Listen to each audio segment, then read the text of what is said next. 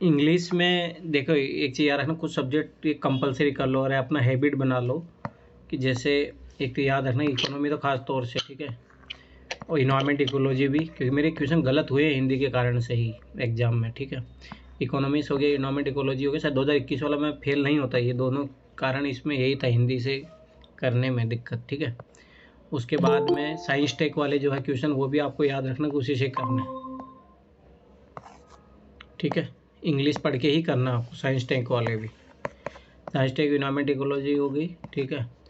और पॉलिटी में जो कुछ क्वेश्चन आते हैं जो मतलब वो टर्म पूछता है, इस टाइप के जो क्वेश्चन आते हैं ना, वो इंग्लिश में ही पढ़ के करना। हिस्ट्री वाले आप कर सकते हो, हिस्ट्री वाले तो हिंदी में पढ़ के करने चाहिए। पॉलिटी और ज्योग्राफी वाला भी कुछ कुछ टर्मिनोलॉजी समझ में नहीं आती तो वो भी इंग्लिश में करना चाहिए। मेरा मानना है कि देखो हैबिट बनाओ अपनी, तब जाके ये चीज़ें होगी। जो लास्ट ईयर पेपर हो जब भी आप कर रहे हो प्रैक्टिस, तो थोड़ा ये चीज़ याद रखो, दोनों लैंग्वेज को पढ़ो। और दूसरी चीज़, एक और चीज़ मैं बता रहा हूँ कंप्रेंशन जब पढ़ोगे ना आप, तो वहाँ पे भी ज़रूर पढ़ना, मतलब पैसेज मत पढ़ना, परंतु जो क्वेश्चन आते हैं कंप्रेंशन में वो ज़रूर पढ़ लेना इंग्लिश में। कभी कभी फ़र्क पड़ता है, उनको मैं बताऊंगा कभी जब करेंगे अपन। सर कॉम्प्रिहेंशन में नॉलेज होनी चाहिए, मतलब पहले से कुछ इकोनॉमी के बारे में इंग्लिश में पता होना चाहिए। वो बहुत ज़रूरी है। तब इसे ये विजन आईएएस वाला हुआ था, ऑल इंडिया टेस्ट वाला, वो मैंने दिया था, कल दिया था, मैं परसों नहीं दे पाई थी। अच्छा, काफी टफ बनाया था सर पेपर उन्होंने। हाँ वो ऑल इंडिया वाला ऐसा बनाते हैं जानबूझ के, उसका ज़्यादा टेंशन नहीं लेना।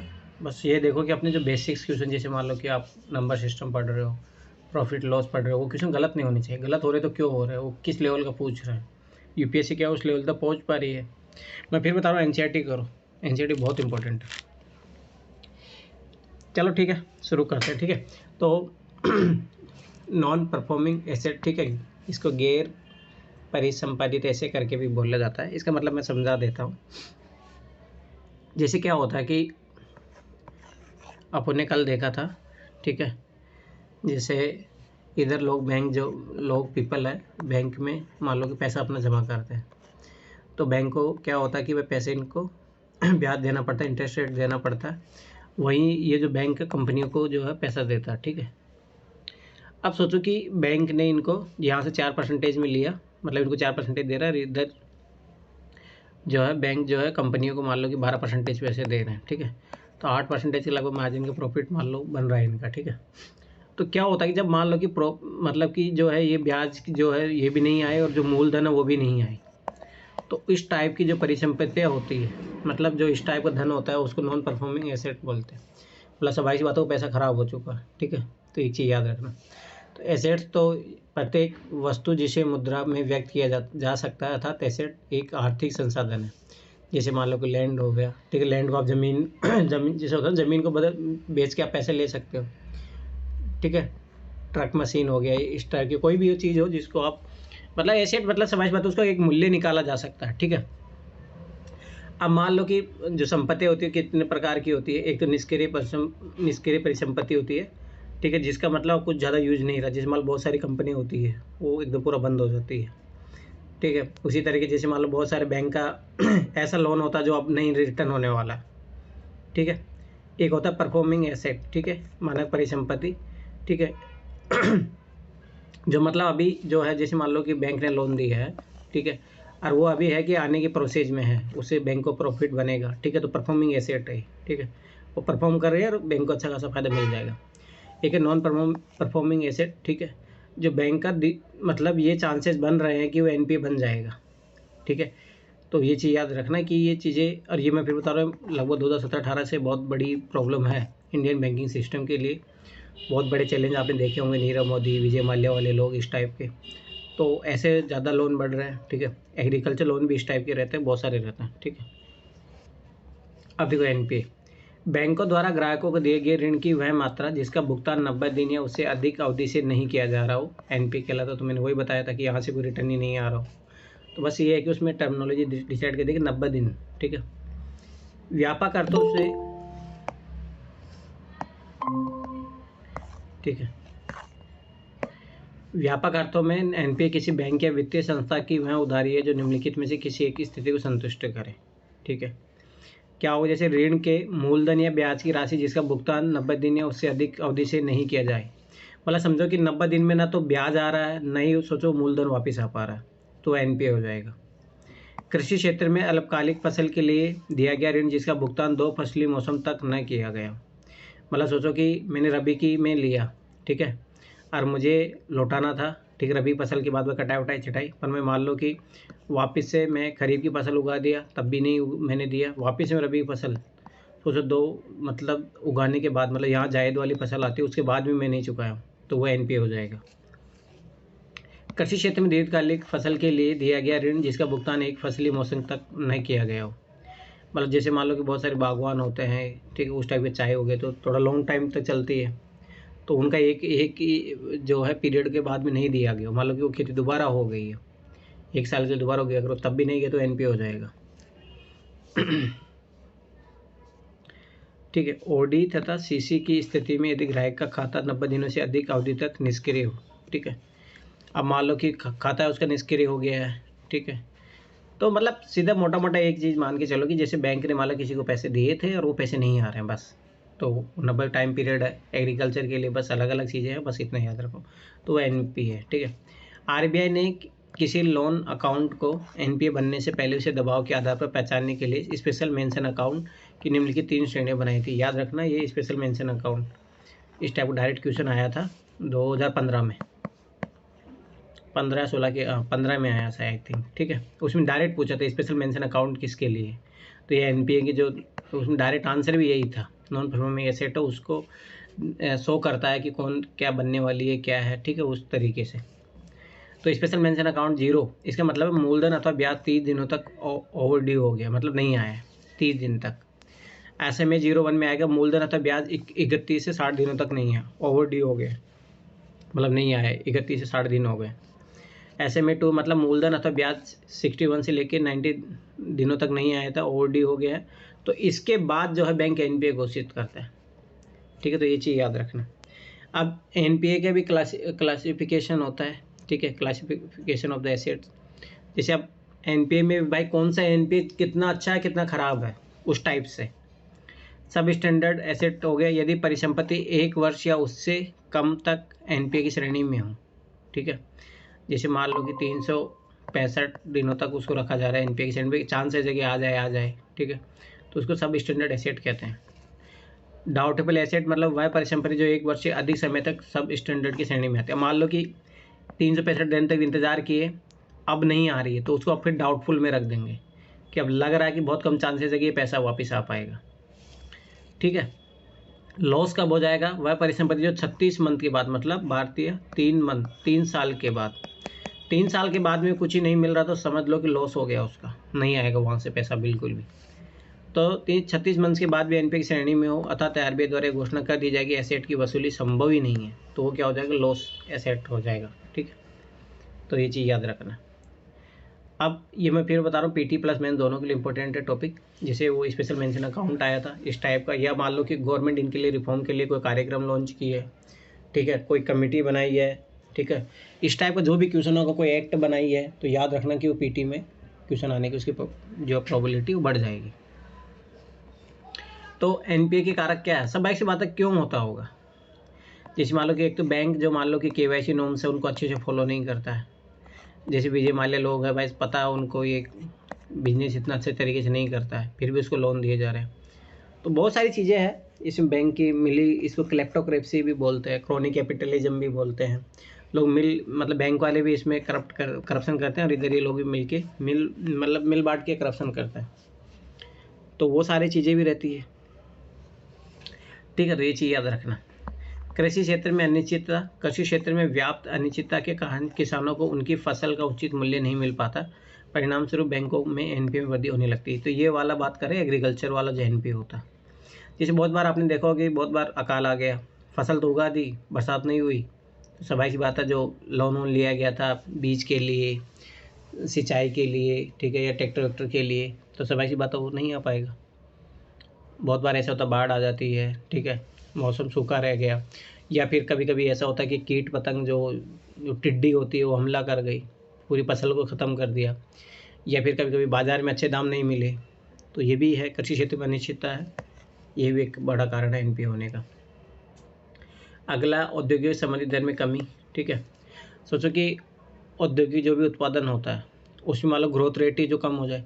पहले कंपनी मान लो कि 100 सामान बना रही थी, ठीक, उसने यही सोच के लिया था कि हम अगले साल 200 बनाएंगे, पर सोचो कि मार्केट में डिमांड कम हो गई है तो अब वो 50 सामान ही नहीं बिक पा रहे उसके, तो स्वाभाविक सी बात है उसको प्रॉफिट नहीं हो रहा, समझ बैंक को कहाँ से चुका पाएगा। तो औद्योगिक उत्पादन में कमी के कारण उद्योगों की आय घटने लगती है। मैं वही बता रहा था, जब मान लो कि उनका प्रोडक्शन ही पहले मान लो कि 100 हो रहा था, अब 50 ही हो रहा है, क्योंकि मार्केट में डिमांड ही नहीं है, तो क्या होगी, उनकी इनकम घट जाएगी। परिणाम स्वरूप बैंकों के एनपीए में वृद्धि होती है, अर्थात औद्योगिक इकाइयों को खराब बैलेंस शीट के कारण बैंकों को बैलेंस शीट भी खराब होने लगती है। याद रखना, इसको ट्विन बैलेंस शीट प्रॉब्लम कहते हैं। इसका मतलब समझो, जैसे इधर मान लो कि बैंक है, ठीक है, और इधर कोई कंपनी है, ठीक है। अब इसका था भाई कंपनी का 100 रुपये प्रॉफिट करने का प्लान था इनका, कि 100 रुपये प्रॉफिट हो जाएगा, ध्यान से समझना। पर सोचो कि इनका हो जाए 50 रुपये, 50 रुपये की हानि हो गई इनको, जहाँ पर 100 रुपये प्रॉफिट होने वाला था वहाँ इनको हानि होगी। तो स्वाभाविक सी बात है कि ये जो बैंक था ये सोच रहा था कि मुझे इस कंपनी से 100 रुपये मिल जाएंगे, पर सोचो 100 रुपये की जगह कुछ ही नहीं मिल रहा है, या मान लो कि बहुत कम 50 रुपये मिल रहा है, तो ये क्या हो जाएगा, 50 रुपये का हानि हो जाएगी। कई बार तो ऐसा होगा कि मान लो कि इसको 100 रुपये प्रॉफिट की जगह 100 रुपये घाटा हो गया। अब 100 रुपये घाटा हो गया तो स्वाभाविक सी बात है इसको 100 रुपये घाटा हो जाएगी, क्योंकि 100 रुपये सोच रहे थे आएंगे यहाँ से, तो नहीं आ रहे अब, तो स्वाभाविक सी बात है ये क्या हो जाएगी। इसी को बोलते हैं कि दोनों ही जगह जो ट्विन बैलेंस शीट प्रॉब्लम हो गई, मतलब इसका भी नेगेटिव खाता चल रहा है, इसका भी नेगेटिव खाता चल रहा है। तो ये चीज़ याद रखना, कभी डायरेक्ट पूछ लिया जाता है ट्विन बैलेंस शीट प्रॉब्लम क्या है, किससे जुड़ी हुई है, एनपीए से, तो ये चीज़ याद रखना। सार्वजनिक क्षेत्र के बैंकों का खराब प्रदर्शन, तो वही बता रहा हूँ, सोशल सेक्टर के जो बैंक होते हैं, मतलब पब्लिक सेक्टर के जो बैंक होते हैं, जो सरकारी बैंक होते हैं मोस्टली, उसमें ज़्यादा ऐसा रहता है कि करप्शन होने के ज़्यादा चांसेस रहते हैं, ठीक है। तो इसमें क्या होता है कि मैं वही बता रहा हूँ, क्रोनी कैपिटलिज्म या क्लेप्टोक्रेसी मिली भगत होती है, कि बैंक के अधिकारी भी मिले हुए, उधर कंपनी सब ऐसे मिले, केवाईसी नॉर्म्स झूठ माट मतलब अच्छे से चेक नहीं किए जाते। तो विजय माल्या के मामले में इनमें सब ऐसा ही हुआ था। तो ऋण देते समय परिसंपत्ति गुणवत्ता का उचित मूल्यांकन न करने में एनपीए में वृद्धि होने लगती है, अर्थात जो पब्लिक सेक्टर बैंक का प्रबंधन खराब है, मैनेजमेंट ही खराब होता है। देखो ध्यान से समझना, जैसे केवाईसी नॉर्म्स मान लो कि चेक करने हैं, नो योर कस्टमर, आप जो भी आपके पास लोन लेने आए हैं पहले आप उसको जानो भाई। इसका एक चीज़ याद रखना, उसके बारे में ये जाना जाता है कि भाई वो कैसा है व्यक्ति, उसका व्यक्तित्व कैसा है, पर्सनैलिटी कैसा है। ऐसा तो नहीं है कि खाली अरे इंसान था ऐसे आ गया मुँह उठा के लोन लेने, पहले उसके बारे में जाना जाता है। कभी भी है ना, बैंक ऐसे नहीं देता है, नो योर कस्टमर करके पूरा उसका डिटेल निकाला जाता है, उसके सारे खाते होते हैं उसके बारे में जांच की जाती है, पता लगे कि उसका खाता है वो नेगेटिव जा रहा है, तो उसका पे बिजनेस परफॉर्मेंस देखा जाता है, बहुत सारी चीज़ें होती है। अगर बैंक उस आधार पर लोन दे ना, तो मैं सही बता रहा हूँ ना कि इतना दिक्कत हो ही नहीं एनपीए, परंतु वही है कि वहाँ पे क्या होता है कि बहुत बार ऐसा होता है कि बहुत ज़्यादा टाइट हो जाते तब भी दिक्कत हो जाती है।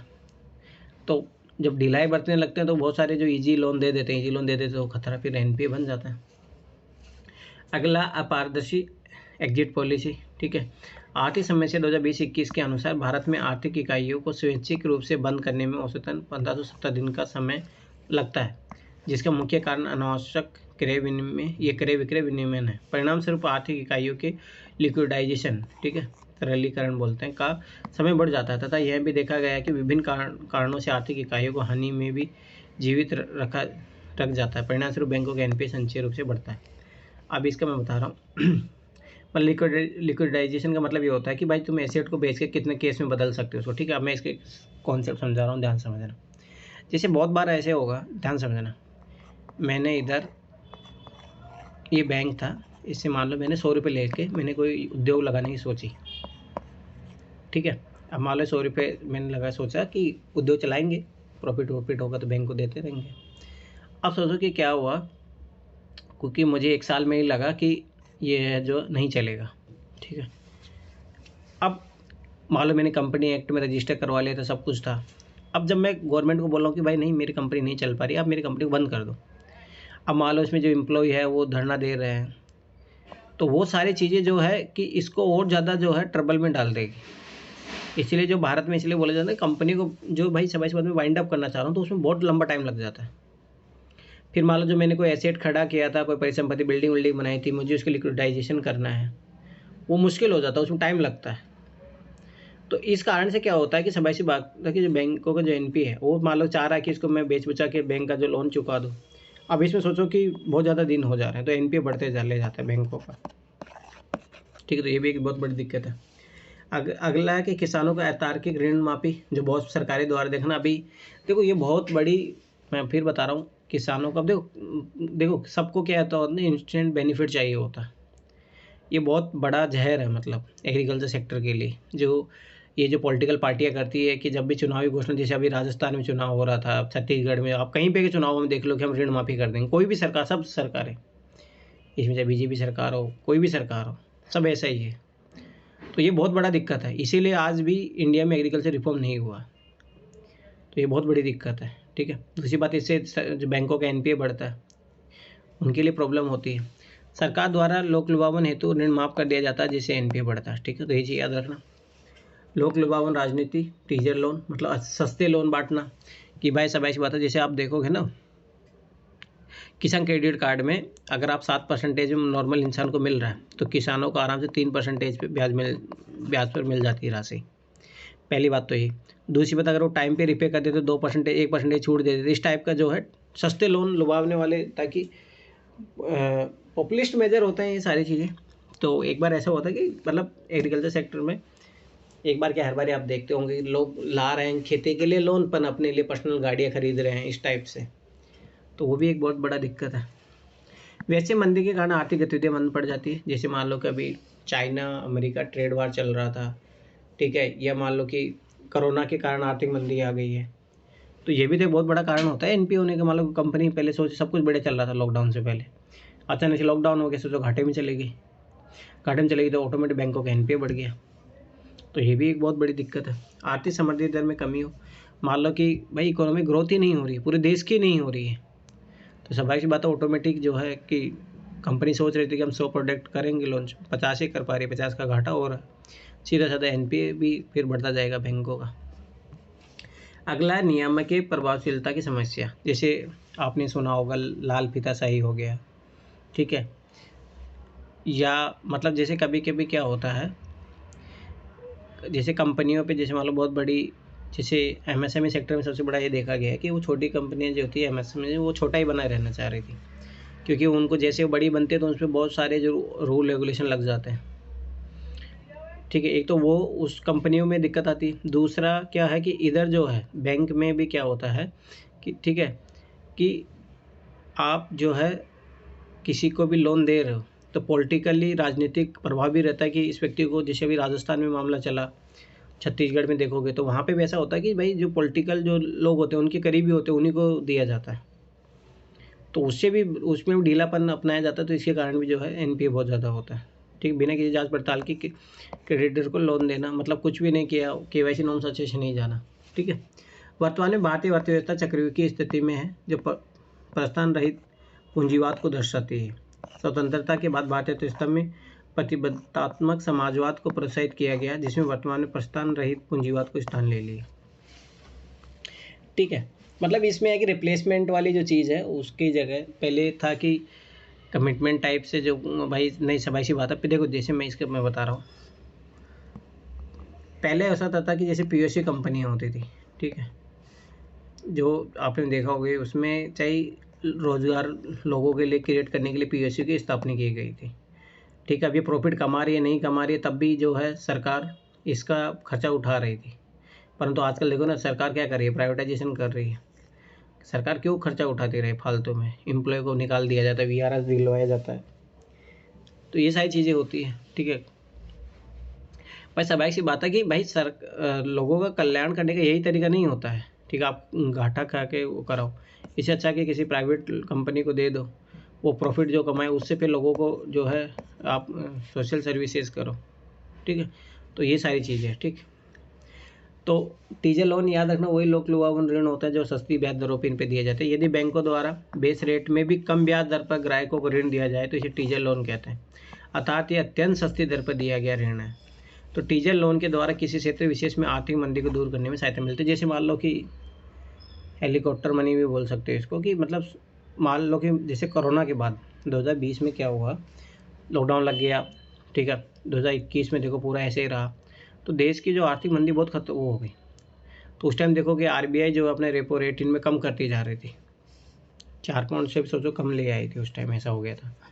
तो उसमें क्या था कि भाई आप पैसे ले जाओ, कंपनी खोलो, लोगों को रोज़गार दो, ऐसा चल रहा था। तो इस कारण से फिर एनपीए बढ़ा टीजर लोन के द्वारा भी। तो ये चीज़ रखना, पर हाँ याद रखना टीजर लोन फ़ायदेमंद भी रहता है आर्थिक मंदी के समय, क्योंकि सस्ते में जब लोन दिया जाता है तो लोग प्रोत्साहित होते हैं, लोग जाके इन्वेस्ट करते हैं तो स्वाभाविक सी बात है रोजगार क्रिएशन होगा।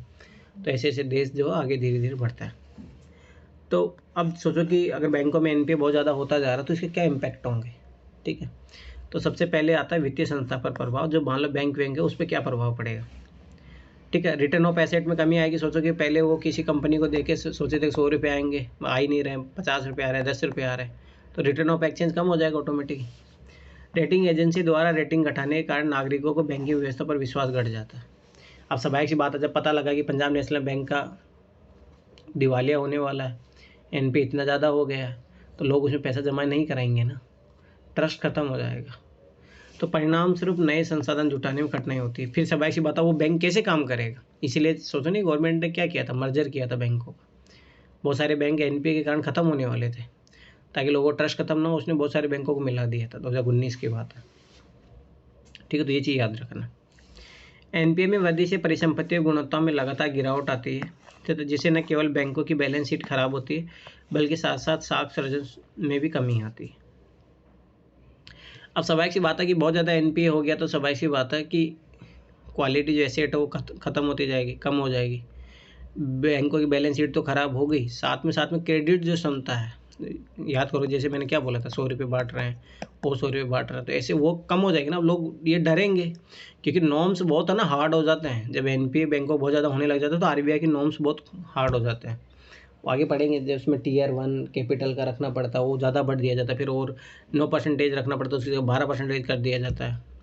तो इससे क्या होता है, ऑटोमेटिक लोन देने की जो क्षमता कम हो जाएगी, तो बैंक का प्रॉफिट ऑटोमेटिक कम हो जाएगा। तो वो भी एक बहुत बड़ा इश्यू रहता है, ठीक है। एनपीए में वृद्धि के कारण बैंकों को प्रोविजनिंग की अधिक राशि सुरक्षित रखनी होती है, जिससे बैंकों के नेट लाभ में कमी होती है। ये समझ लो प्रोविजनिंग की राशि क्या होता है। जैसे मान लो कि ये अंतर्राष्ट्रीय नियम है, उसमें ऐसा था कि Tier 1 जो पूंजी होती है उसका 9% उनको रखना पड़ता है, ठीक है। तो आरबीआई ने अपने जो है बैंकों को बोल के रखा नहीं, आप 12% रखो। अब मान लो कि 12 मतलब कि 100 रुपये का आप 12 रुपये तो इसमें ही डाल के रखो। उसके बाद में आप सोचो कि और कोई जो पैसा है आपका वो कहाँ कहाँ देना आपको। आप सोचो कि एनपीए बढ़ता जा रहा तो ना आरबीआई इसको बढ़ाते चले जाता है, 18% तक कर देता है, क्योंकि आप फालतू में ऐसे इधर उधर खराब लोन बांट रहे हो, उससे एनपीए बढ़ रहा है बैंकों का। तो स्वाभाविक सी बात है कि पहले मान लो कि कोई एक नॉर्मल बैंक अच्छे से काम कर रहा है, और अच्छे से काम कर रहा है, तो सोचो कि उसको लगभग 100 रुपये में मान लो कि 80 रुपये, मान लो कि पहले 10% ही था, 80 रुपये का लोन बांट रहा था, अब मान लो कि 18% हो गया, 20% हो गया। अब स्वाभाविक सी बात हो कितना बांट पाएगा, ये 90 बांट रहा था मान लो, अब वो 80 बांट पाएगा, तो स्वाभाविक 10 रुपये का तो प्रॉफिट लॉस उसका ख़त्म हो गया ना। तो ये चीज़ याद रखना, इसलिए भी फ़ायदा नहीं होता। नींद आ रही है क्या सब लोगों को?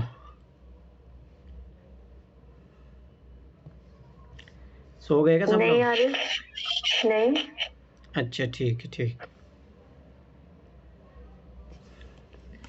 है, समझ में आ रहा है ना। देखो मैं फिर बता रहा हूँ, ये इंपॉर्टेंट टॉपिक है, और इसमें के बारे में आप जब करंट अफेयर पढ़ोगे ना तो हर बार आपको देखने को मिलेगा, ठीक है। इंपॉर्टेंट टॉपिक है ये, ठीक। सरकार और अर्थव्यवस्था पे क्या प्रभाव पड़ता है, अब देखो ध्यान से समझना। अब सोचो कि बैंक लोन नहीं बांट पा रहे, अब एनपीए होता जा रहा है, बैंक का प्रॉफिट कम होता जा रहा है, ठीक है। अब स्वाभाविक सी बात है कि अगर उद्योग धंधे हानिकार मतलब नेगेटिव में जाएंगे, अच्छे से प्रोडक्शन नहीं होगा तो क्या होगा, रोज़गार नहीं मिलेंगे, तो सरकार को टैक्स वैक्स नहीं मिलेगा, तो बहुत सारा दबाव बढ़ेगा सरकार पर, अर्थव्यवस्था पे। तो वित्तीय संस्थाओं की साख सर्जन क्षमता में कमी के कारण निवेश हतोत्साहित होता है। स्वाभाविक सी बात है, अब नया इन्वेस्टमेंट नहीं होगा।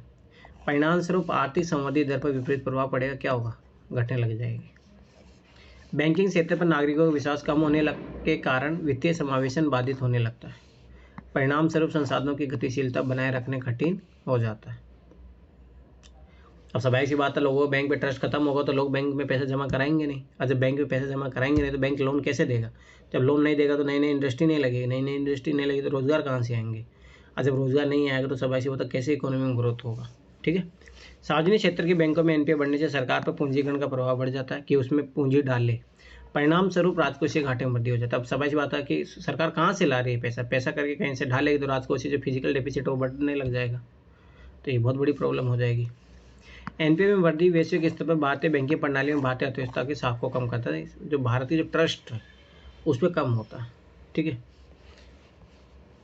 अब एनपीए संबंधी जो शब्दावली है, ठीक है, टर्मिनोलॉजी रिलेटेड टू एनपीए, जैसे मान लो कि यूपीएससी में देखो, कभी भी आप देखोगे इकोनॉमी हो गया, इकोनॉमिक इकोलॉजी हो गया, हिस्ट्री हो गया, उसमें टर्मिनोलॉजी टाइप से इक्वेशन ज़्यादा बनाता हो। ठीक है, तो रीस्ट्रक्चरिंग ऑफ एसेट्स, मान लो कि स्वाभाविक सी बात है कि एनपीए हो गया, अब भाई उसको कैसे मान लो 100 रुपये घटा हो तो 100 रुपये में से कुछ तो निकालो, या उस बैंक मान लो कि जो कंपनी है भाई, ठीक है, तुम वो बोल रहा है कि नहीं आप मुझे 50 का एक बार और लोन दे दो, मैं वापस से खड़ा कर लूँगा, तो इस टाइप के प्रयास किए जाते हैं ताकि कुछ एनपीए वहाँ से कम हो। ठीक है, इसके अंतर्गत बैंकों द्वारा ग्राहकों को दिए जाने वाले ऋण की शर्तों को इस प्रकार बदला जाता है कि एनपीए की सरलता से वसूली हो सके। या मान लो पहले 10% ब्याज था, अरे 10% ब्याज छोड़ो, तुम 5% ब्याज ही दे दो मुझे, तो ग्राहकों को भी लगता है कि जो मान लो सामने वाली कंपनी चले यार कुछ तो कम हुआ। ठीक है, ताकि फिर बैंकों को भी ये फायदा रहता है कि एनपीए कम होगा। अर्थात इसके अंतर्गत ग्राहकों को ऋण भुगतान संबंधी अधिक सुविधाएं प्रदान की जाती हैं। ठीक है, इस प्रक्रिया के अंतर्गत निम्नलिखित तरीकों को अपनाया जा सकता है कि जैसे ब्याज दरों में कमी कर दो। ठीक है, सबसे पहली बात, भुगतान की समयावधि को विस्तार कर दो, टाइम बढ़ा दो, आप पहले 1 साल की लेता 2 साल कर दो। डेब्ट सिक्योरिटी को इक्विटी शेयर सिक्योरिटी में परिवर्तित करना। ठीक है, जैसे ध्यान समझना, जैसे कोई कंपनी थी, उसका मान लो कि वो पहले 100 रुपये लौटाने वाली थी, वो मान लो लौटाने की स्थिति में नहीं है, तो क्या होता है बैंक उसके शेयर खरीद लेता है, भाई मेरे इतने पैसे बन रहे थे इसका शेयर मुझे दे दो, ताकि कल जब भी कंपनी मान लो दिवालिया भी हो गई कंपनी, तो जब उस एसेट्स की जो वैल्यू लगेगी, मान लो कोई कंपनी खरीदना चाह रहा है तो बैंक को कुछ तो मिल जाएगा। ठीक है, तो इस टाइप के भी किया जाता है। राइट ऑफ एसेट्स, इसमें क्या होता है मतलब बंद कर दिया जाता है उसको। ठीक है, वह परिसंपत्ति जिसके बारे में बैंक की मान्यता है कि ऋणी द्वारा ऋण का भुगतान नहीं हो पाएगा, उस स्थिति में बैंक परिसंपत्ति को राइट ऑफ कर देता है, मतलब वाइंड अप कर दिया उसको। इसके अंतर्गत बैलेंस शीट में यह दर्शाया जाता है कि ऋण की क्षतिपूर्ति अन्य स्रोतों से कर ली है। इस प्रक्रिया का उद्देश्य बैंकों की बैलेंस शीट को साफ करना है, ऋण माफ करना नहीं है। इसमें ऐसा नहीं होता कि ऋण माफ कर दिया जाता है, नहीं, तो उस बैलेंस शीट को हटा दिया जाता है कि हो गई, कहीं से पैसे आएंगे जो भी आ चुके हैं, मतलब हो चुका है मामला खत्म। ठीक है, स्टेट एसेट होता है, एक दबाव परिसंपत्ति होती है, एक स्टेट एसेट मतलब में क्या आता है इसमें दबाव परिसंपत्ति, देखो एनपीए। ठीक है, restructuring of assets and right of assets, ये सारों से मिलकर जो बना होता है वो दबावगत परिसंपत्ति होती है किसी बैंक के लिए। ठीक है, प्रोविजनिंग की जो राशि है, मैंने बताया रहा था कि आरबीआई द्वारा नॉर्म से तय किया जाता है कि अपने टायर 1 जो कैपिटल है उसका तुम 9% बफर जोन बना के रखोगे, ये होता है प्रोविजनिंग जो बैंकों पे लागू करता है आरबीआई। आरबीआई द्वारा बैंकों को अपने लाभ का कुछ हिस्सा सुरक्षित रखने के लिए कहा जाता है। इसका उद्देश्य है जोखिम को न्यूनतम करना तथा एनपीए की बढ़ने की स्थिति में बैंकों के दबाव झेलने की क्षमता में वृद्धि करना। आरबीआई ने अधिस्थगन, ठीक है, मोरेटोरियम, ठीक है, अंतर्गत ऋणों को विशेष प्रोविजनिंग को स्पष्ट कर दिया। देख मैं बताऊं, जैसे समझो इस कॉन्सेप्ट को, जैसे मान लो कि ये बैंक है, एसबीआई मान लो कि बैंक है। ठीक है, अब इसके पास मान लो कि 100 रुपये का लाभ हो चुका है, पर एसबीआई चाह रहा है कि मैं एक और नई ब्रांच खोल लूँ, तो आरबीआई बोलेगा रुक जाओ, आप पहले जो है इसका कुछ प्रोविजनिंग कर लो, 10% आप इसको सेव कर लो, प्रॉफिट को 90% को आप इन्वेस्ट करो, क्योंकि हो सकता है कल अब तुम्हारा मान लो कि इधर से 2% का लॉस हो जाए तो इससे भरपाई हो जाए, समझ रहे हो, तो ये चीज़ होता है प्रोविजनिंग। अब एनपीए तो उपाय या समाधान, सॉल्यूशन फॉर एनपीए। ठीक है, तो लोन भी 2 प्रकार के होते हैं, सिक्योर्ड लोन, अनसिक्योर्ड, मतलब सुरक्षित लोन, एक होता है सुरक्षित लोन। ठीक है, आप देखो सरफेसी एक्ट बना था 2002 में। ठीक है, तो एक बार थोड़ा बहुत इनका पढ़ लेना जाके, क्वेश्चन आए भी हैं पहले। डीआरटी डेब्ट रिकवरी ट्रिब्यूनल होती है, एआरसी होती है, एसेट रिकंस्ट्रक्शन करके कंपनी होती है एक। ठीक है, ये मतलब जो भी होता है, मान लो एनपीओ चला गया उनके बारे में। ठीक है, 4R करके भी एक था। ठीक है, पढ़ेंगे इसका रिजोल्यूशन ऐसे करके है। मिशन इंद्रधनुष चला था, याद करो, डायरेक्ट क्वेश्चन पूछा गया था इसके लिए। अपोजिट सशक्त, ये भी क्वेश्चन बना है, ठीक है, ये भी आया हुआ है। ये इंसॉल्वेंसी बैंक करेंसी कोड है, ये ऐसे करके कोड आया था 2018-17 में, ये आया था एक्ट। बैड बैंक का कॉन्सेप्ट अभी भी चल रहा है, अरे करंट है चर्चा में, तो ये इंपॉर्टेंट है, ठीक है, तो ये चीज़ याद रखना, ठीक है। अब पहले पढ़ते हैं भाई सारफेसी एक्ट 2002 में क्या क्या प्रोविजन दिए गए थे, ठीक है। तो इसका सारफेसी एक्ट का तो अगर फुल फॉर्म देखोगे तो इसे समझ में आ जाएगा, securitisation and reconstruction of financial assets and enforcement of security interest, ठीक है। मतलब मेनली जो इसको सारफेसी एक्ट से जाना जाता है। अरे एग्जाम में आप इतना बड़ा नाम लिख भी नहीं सकते, तो ट्राई करना कि ये लिखो, ठीक है, डायरेक्ट, ठीक है। इसमें क्या है, यह अधिनियम बैंकों तथा वित्तीय संस्थानों को यह अधिकार देता है कि यह सुरक्षित देनदार कि उस परिसंपत्ति को जब्त कर सकते हैं जिसके बदले में ऋण दिया गया। जैसे मान लो कि किसी कंपनी ने बोला कि मैं ये होम लोन के आधार पर मैं कंपनी के लिए लोन लेना चाह रहा हूँ, तो उसको होम लोन को, मतलब घर है, उसको जब्त किया जा सकता है। अर्थात ये अधिनियम बैंकों को एनपीए की स्थिति में ग्राहकों की परिसंपत्ति का अधिग्रहण करने का अधिकार देता है। यह प्रक्रिया डीएम की सहायता से 30 डे में पूरी कर लेनी चाहिए। यदि कोई कंपनी बैंक का ऋण चुकाने में असमर्थ हो तो बैंक जिला मजिस्ट्रेट की सहायता से कंपनी के प्रबंधन को अपने नियंत्रण में ले सकता है। तो उस पर सारा हो जाएगा अधिकार, ठीक है। इस अधिनियम के तहत सुरक्षित परिसंपत्तियों से संबंधित लेन देन को रिकॉर्ड रखने के लिए केंद्रीय रजिस्ट्री बनाई गई है, जिसके माध्यम से केंद्रीय स्तर पर विभिन्न भौतिक परिसंपत्तियों का डाटाबेस तैयार किया जाएगा। परिणाम स्वरूप किसी नए ऋण को एनपीए बनने से रोका जा सकता है, ठीक है। तो ये चीज़ याद रखना। तो इस एक्ट में ये काम किया गया था। अगला है डेप्ट रिकवरी ट्रिब्यूनल, ठीक है, ऋण वसूली अधिनियम, अधिकरण है, ठीक है, ठीक है। इसकी स्थापना RDD-BFI एक्ट 1993 द्वारा की गई थी। इसका मुख्य कार्य है, ठीक है, मुख्य कार्य ऋण वसूली संबंधी विवादों को निपटारण करना। सामान्यतः कोई भी न्यायाधिकरण विशेष प्रकार के मामलों का निपटारा करता है, अतः DRT का कथन वित्तीय विवादों को त्वरित निपटान हेतु किया गया है, ठीक। DRT के निर्णय से असंतुष्ट होने पर DRT मतलब डेप्ट रिकवरी अपीलेट ट्रिब्यूनल में अपील की जा सकती है। मतलब जैसे मान लो कि ये हाई कोर्ट है तो ये सुप्रीम कोर्ट हो गया, तो ये हाई कोर्ट के जो है यहाँ पे की जा सकती है। हाल ही में संसद ने इस अधिनियम में संशोधन करके DRT व DRAT के पीठासीन अधिकारी की सेवानिवृत्त आयु को क्रमशः 65 वर्ष से 67 वर्ष कर दिया है। तो तथा संशोधन के माध्यम से यह भी प्रावधान किया कि बैंक द्वारा उस न्यायाधिकरण में मामला दायर किया जा सकता है जिसके क्षेत्राधिकार में बैंक की एवं शाखा आती है और जहाँ ऋण बकाया है, ठीक है। DRT व DART की संख्या में कमी, विवादित मामलों की अत्यधिक संख्या तथा पैसे और व्यक्तियों की कमी के कारण यह व्यवस्था बहुत सीमित संख्या में विवादों को निपटारा कर पाती है। सब ऐसी बात है, इतने ज़्यादा NPA के मामले बढ़ रहे हैं और उसके कंपेरिजन में ये संस्थाएं कम हैं तो दबाव बढ़ रहा है। अब अगला है एसेट रिकंस्ट्रक्शन कंपनी, ठीक है, परिसंपत्ति पुनर्संरचना कंपनी। तो भाई सब ऐसी बात है, जो भी है क्या होता है, जैसे मान लो कोई कंपनी है अब वो मान लो नहीं चुका पा रहा, तो एक ऐसी कंपनी बनेगी जो इन सारा जो चीज़ें इनको अपनी जगह ऑक्यूपाई कर लेगी और ये NPA की रिकवरी करेगी। वह कंपनी जो बैंक के एजेंट के रूप में कार्य करते हुए बैंक की दबावग्रस्त परिसंपत्ति को पुनः गठन करती है, ARC कहलाती है। जितने भी NPA उनको सबको एक जगह लाएगी। यह कंपनी अधिनियम के तहत गठित एक निजी क्षेत्र की कंपनी है जो बैंकों के प्रतिनिधि के रूप में ग्राहकों से ऋण की वसूली करती है, ठीक है। ARC को RBI द्वारा लाइसेंस दिया जाता है, अर्थात RBI के नियमन में कार्य करती है। ARC सारफेसी अधिनियम के तहत ग्राहकों को से ऋण वसूल सकती है। याद करो कि एक तरीके से जैसे मान लो फिल्मों में देखा होगा आपने कि गुंडा होता है जो मान लो पैसे देने वाले ऋण देते हैं, महाजन टाइप से। जब उनका कोई व्यक्ति पैसे लेके चले जाता है, पैसे नहीं देता है, तो फिर उनके पास 3-4 गुंडे होते हैं और वो जाके ठोक ठाक के पैसे लाते हैं। तो वैसे ये ARC कंपनी मतलब बैंकों का मान लो कि लोन नहीं है, मतलब जो है पैसे दे दो नहीं आ रहे, तो इन कंपनी को सौंप दिया जाएगा, भाई आप देखो और इसको निपटा के लाओ, ठीक है। तो ये जाते हैं वहाँ पे अपने तरीके से डील करते हैं, ठीक है। इस प्रक्रिया में बैंक अपना ऋण वसूलने का अधिकार ARC को हस्तांतरित कर देते हैं तथा एक समझौते के अनुसार ARC द्वारा बैंक को एक निश्चित धनराशि का भुगतान किया जाता है। ध्यान से समझना। जैसे मान लो कि RBI मतलब ये बैंक है, बैंक मान लो कि इस A व्यक्ति से 100 रुपये लेने थे, पर बैंक को पता लग गया कि अभी NPA होने वाला है, तो ये एसेट कंपनी से बोलेंगे ARC से कि भाई देख, इस व्यक्ति के पास मेरा 100 रुपये अटका हुआ है, तुम मुझे 70 रुपये दे दो, ठीक है, तुम इससे जाके वसूल लो, ठीक है। तो सब ऐसी बात है, अगर इसको 30 रुपये प्रॉफिट हो गया तो ये वसूलने का प्रयास करेगा। तो ये होता है, ठीक है। ARC द्वारा QIB को सिक्योरिटी रिसिप्ट जारी की जाती है, ठीक है।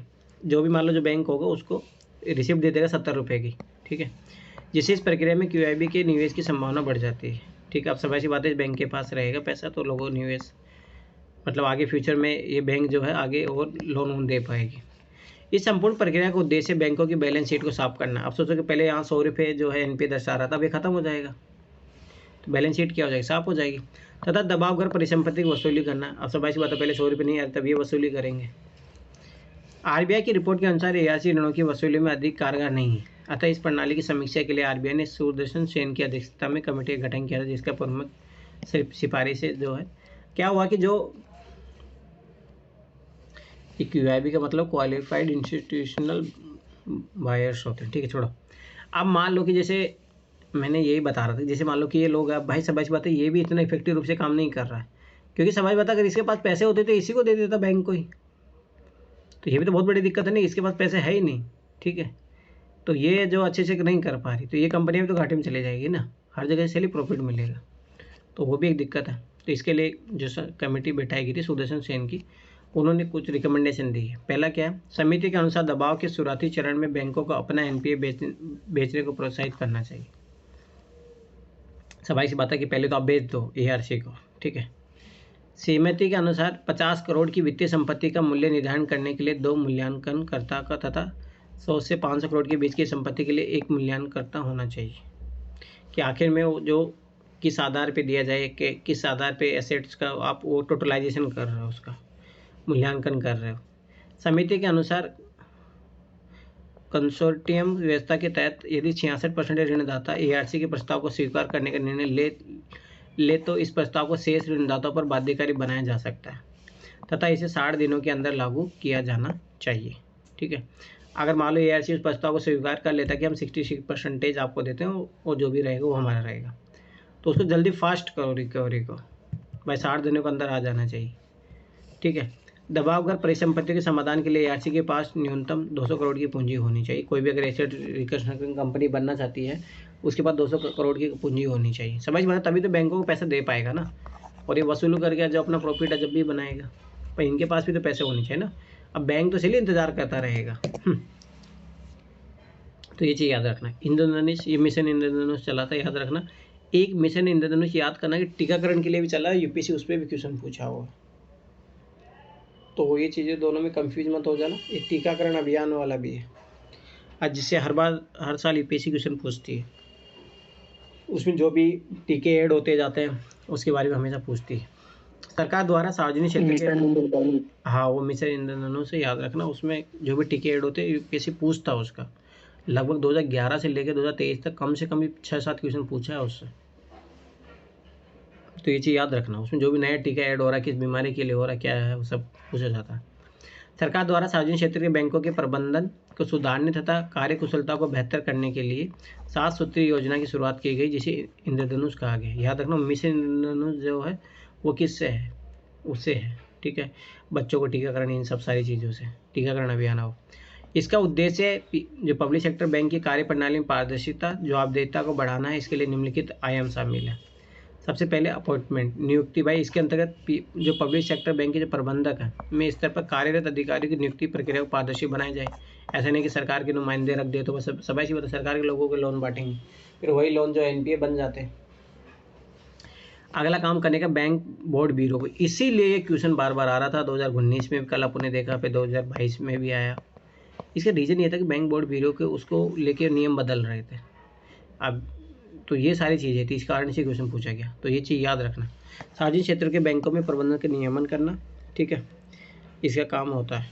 तो ये अच्छे तरीके से काम करेगा तो और ज़्यादा अच्छे से होगा।